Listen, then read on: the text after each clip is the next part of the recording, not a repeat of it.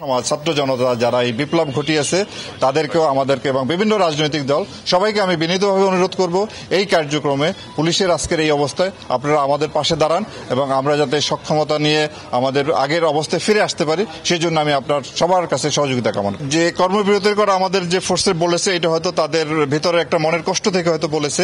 তা আমরা আশা করি বাংলাদেশ পুলিশ সদস্য আমরা যে দায়িত্বটা আছে এটা আমরা পালন করতে সক্ষম হব এবং তাদের এই কর্মবিরতির যে ঘোষণা এটা নিশ্চয়ই এটা সমাধান করতে আমরা সক্ষম হব।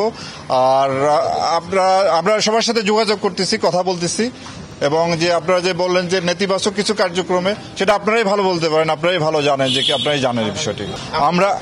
আমরা চাই আমাদের পুলিশের যে আইন কানুন বিধি নিয়মকানুন আছে তার মধ্য থেকে খুব দ্রুতই স্বাভাবিক কাজকর্মে ফিরে আসা এবং মানুষকে সেবা দেওয়া। আপনারা জানেন যে পুলিশের অনুপস্থিতি কতটা ব্যাপকভাবে জনজীবনের প্রভাব ফেলে, সেটা থেকে আমরা জনগণকে দ্রুত পুলিশি সেবা দেওয়ার জন্য খুব দ্রুতই আমরা যাতে স্বাভাবিক কাজকর্মে ফিরে আসতে পারি সেই জন্যই আমরা উদ্যোগী হয়ে এই কাজটা করতেছি।